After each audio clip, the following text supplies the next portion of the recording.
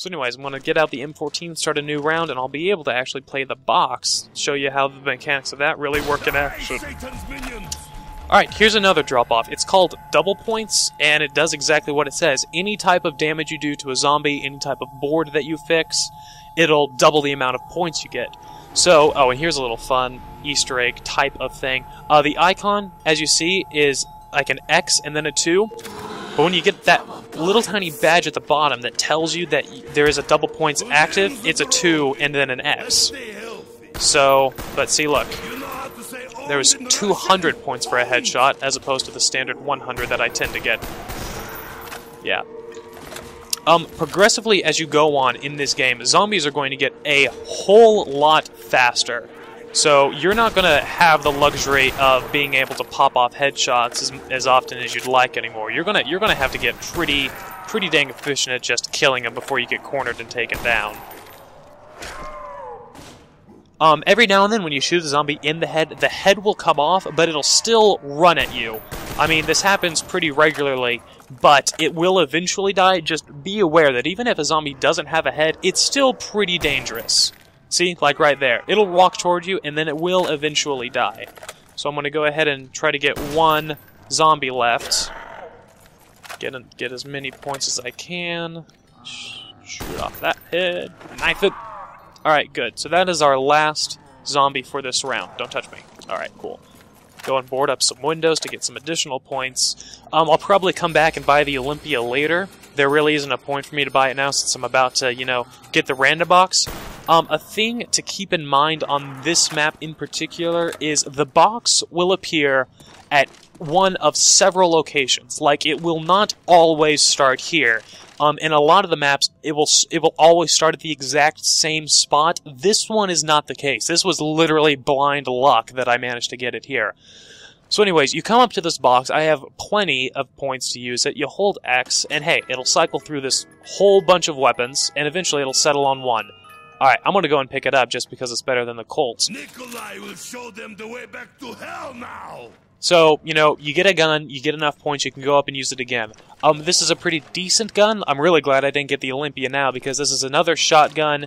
It's a semi-auto, you know, 8 shots that it can hold, but the only downside of it is it comes with very limited ammo. So it's only got, like, you know, not really too much to keep you going, especially when you get into the higher rounds. This gun is really good for the early rounds, especially considering the Hell Hounds, which I can't wait to show you. It'll be coming up here in a little bit.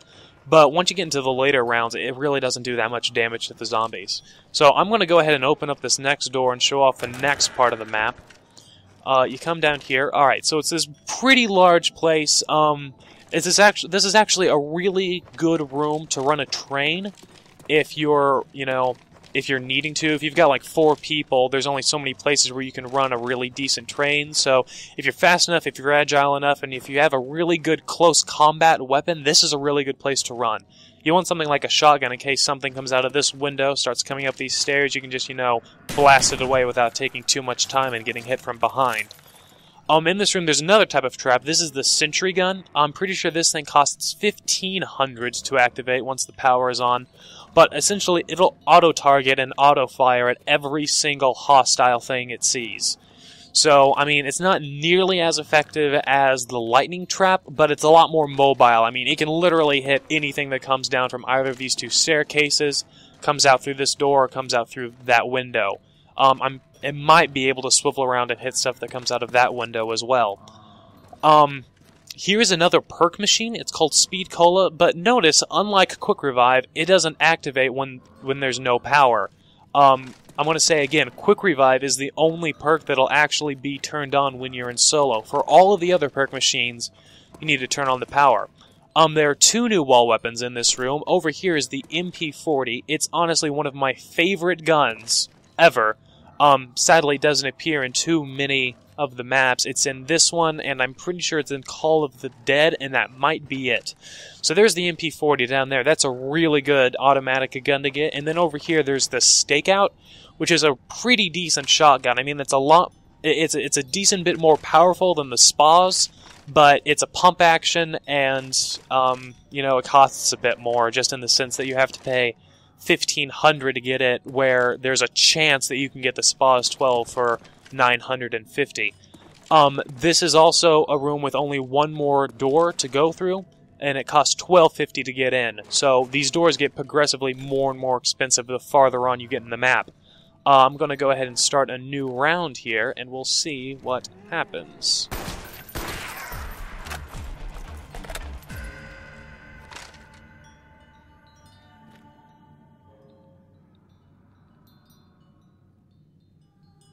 Alright. Just another standard zombies thing. So see, it's really rare to get a headshot with a shotgun just because, you know, it is a shotgun. But it can't happen. This is really just good for, you know, killing a zombie, you know, plain and simple. See, I got 60 points for that shot. The pointage for shotguns is really random, and it's kind of just like hit and miss for how many points you're going to get. So I got like, what, 70 for that thing right there? Another thing to keep in mind is this has a really long reload time, so anytime you can possibly reload, you should probably reload. That's a really good thing to do with this gun. So, you know, I've got a little bit of time there. Go ahead and get 2 more shots in there. I don't know when I'm going to have to randomly use all 8. Alright, this is another drop-off. It's called a nuke, and essentially, it'll kill everything. Just instantaneously. And you'll also get 400 points? Yeah, you'll get 400 points for getting one of those.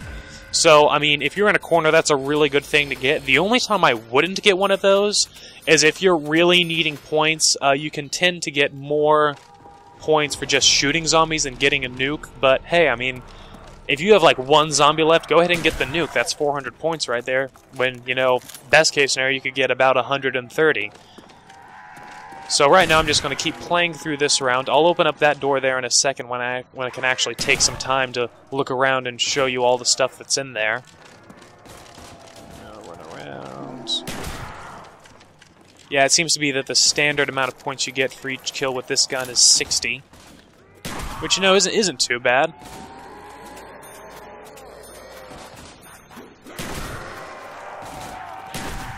Never mess with a Soviet!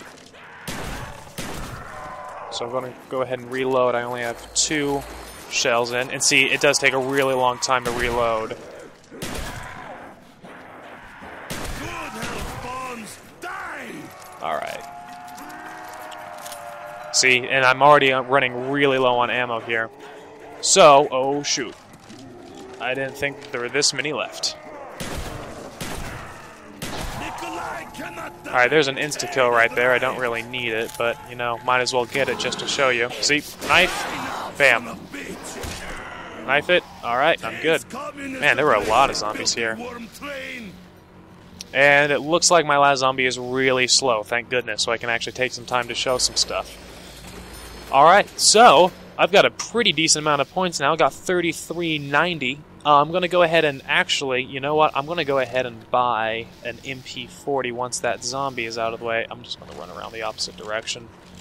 Should be able to get one then. Yeah. Come on. And buy it. Alright, cool. 32 shots per clip, 192 shots in reserve. It's got a really good rate of fire. Plus, look, there's virtually little kickback at all to it, so you can be really accurate if you're, you know, specifically trying to get some headshots with this thing. I'm going to go and open up this door.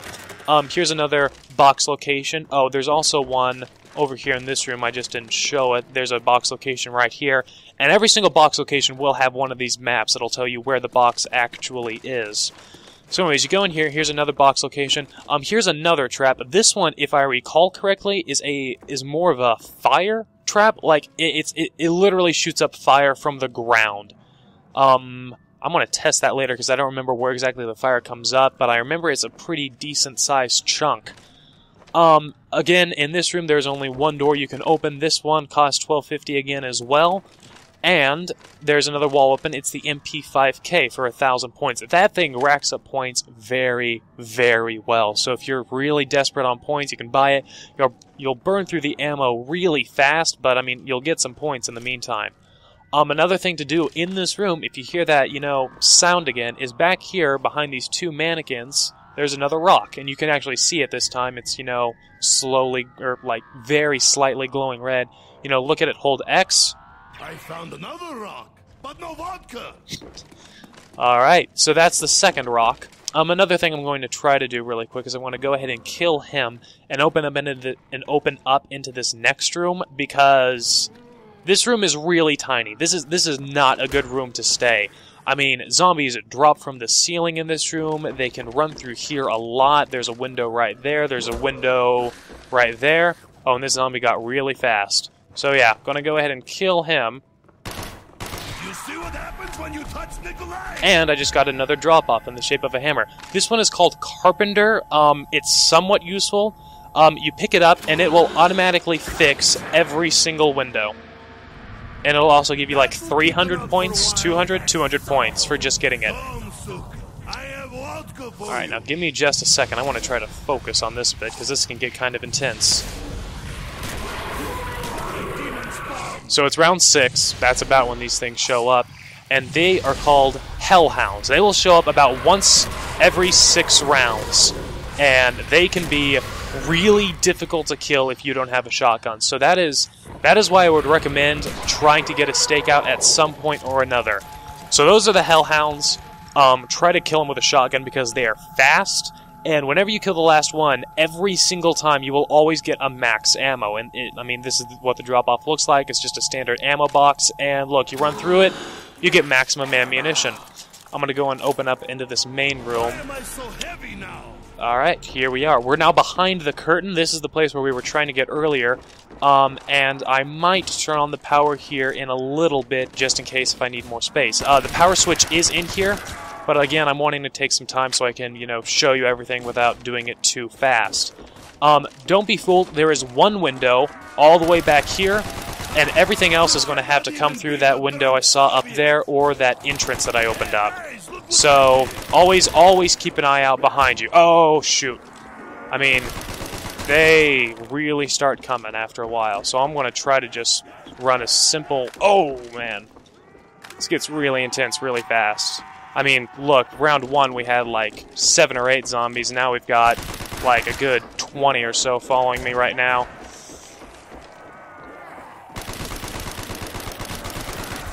So I'm just trying to finish out most of these guys. I'll try to leave one, so that way I can show you everything. And specifically, I'm going to try to leave a slow one. Alright, there's another double points. That'll actually be really good to get.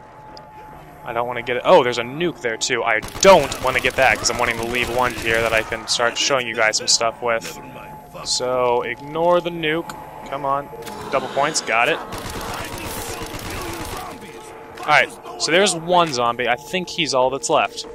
And then, also, after a while, those drop-offs will flash really fast, and then they will simply disappear.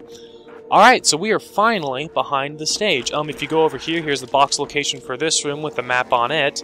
Again, as I said over here, there is a window back here that's really hidden. It took my friends and I actually like 1 or 2 times playing through this map to find it. So, and then here's, of course, a window right here. Gonna go and build that up really quick. There is, I believe, 2, or let me rephrase. There's 1 wall weapon in this room, if I remember correctly. Yep. So here is an M16. It's a triple burst. It's really good pack-a-punch. So if you're needing a really good pack-a-punched weapon, I would buy that. And if you don't know what pack-a-punched is, well, I'll be able to show you here in a little bit. So, anyways, I don't know if you've noticed, and I actually haven't been looking around that much, but supposedly, in various places around that map, you're going to see this really interesting-looking arrow. Now, I can't remember where exactly, if it actually is anywhere else on this map. But there's this arrow that, well, I mean, it looks like a combination of like a lightning strike and an arrow. I know for a fact that there's one over here. But essentially, these arrows will point you in the direction of the power if you're really new to the maps and don't know where anything is. So anyways, we are going to run through this room where we previously were. We come back here behind the curtain, and lo and behold, right over here is the power switch. This is the area that I'm talking about. This will appear on walls, on the floor, on pretty much everywhere, directing you to this switch. You go up to it, hold X to turn on the power, and voila! The curtain will open, and everything is now alight. Perfect. More things to chase me around. So, there we go. Now, I can take you around. This door's open.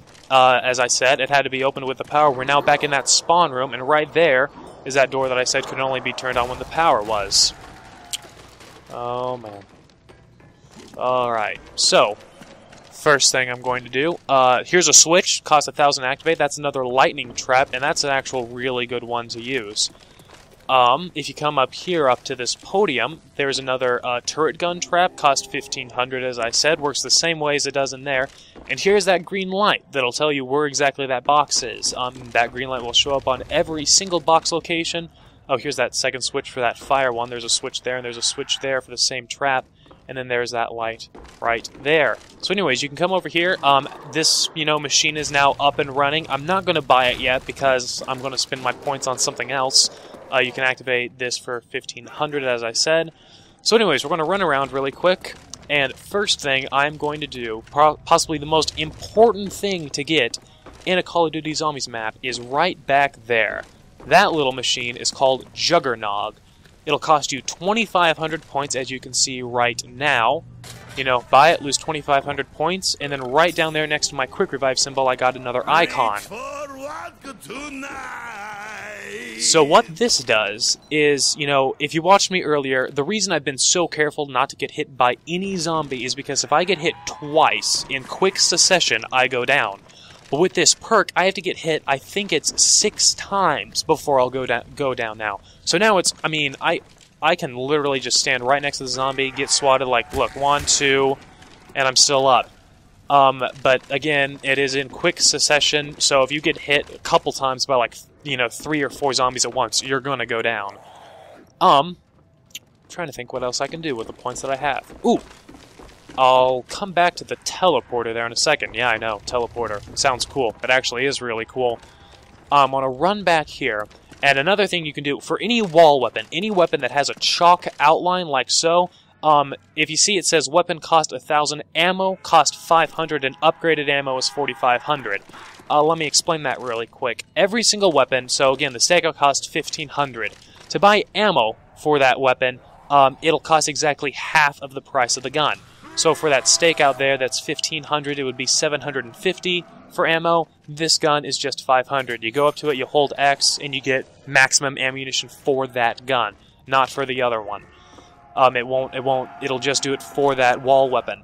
Upgraded ammo for every single gun, every single wall weapon will always be 4,500. So when eventually you pack a punch, say if I pack a punch this MP40 right here, if I need to buy ammo for it, and I don't, have the luxury of waiting around to get a max ammo, I'll walk up to that little slot there on the wall, press X, and get maximum ammunition for 4,500 points. It's really expensive, but, it's ammo. You are always guaranteed at least the ability to get ammo. The only thing that can, keep you from getting the ammunition is your points situation. So, now we've pretty much opened up a huge part of the map. We still have this door over here, and we still have the door over on that side of spawn, which we'll get to in a little bit. This room right here doesn't necessarily have any wall weapons. Oh, I forgot to touch back. I did point out the M16 over here is a gun. If you go over here across the wall, there are claymores that you can pick up for 1,000. I want to go ahead and get them. They pop up on the right side of your D-pad, so you press that button down, you get a claymore. It's pretty much a motion sensor grenade. You hit the trigger button to place it down, and then it'll blow up whenever anything gets near it. And then the other thing you can buy over here is the Bowie knife. It costs 3,000 points, and what that does is it replaces your normal, kitchen knife that you've got right here. It gives you pretty much a sword, and that thing will instantaneously kill any zombie it touches up to round 8. As opposed to this one, if I were to knife this zombie to death right now, it's going to take me 7 knives to do it. With the Bowie knife, it would just take 1. So that thing, it costs a lot of points, but if you get it early enough, you can get a lot of points from buying it. The last thing I'm going to touch back on before I start the next round is there is a teleporter right here. You walk into it, it'll say hold X to initiate the link. Now you see this thick cable, comes all the way back here, follow it, follow it, follow it. There it is. Follow this really thick cable to this weird looking thing on the ground. You stand on top of it, it says hold X to link pad with core. You hear that sound, you've successfully linked the teleporter, and I'm going to go ahead and show you what that does. Be careful when you do teleport, because if a zombie does stand in here with you, it will die. So, you know, get far enough away, you go back there, stand in there, hold X, and you teleport to up here. It's a nice little projector room. And why would you do this, you ask? Well, you turn around, and there's a Pack-a-Punch machine. This is what you use to upgrade all your weapons. It'll cost you 5,000 points, so it's pretty steep, but you take any single weapon up here, except for, like, you know, the Claymore or anything, you put any gun in there, and you can Pack-a-Punch it. It'll upgrade the ammo, sometimes it'll add, you know, special abilities to the gun, and the ammo is a whole lot more powerful. Oh, I'll come back up there and show you that in a little bit. As well as I will show you what exactly this room is later on. But, you know, unexpected end of a round, time to get to work.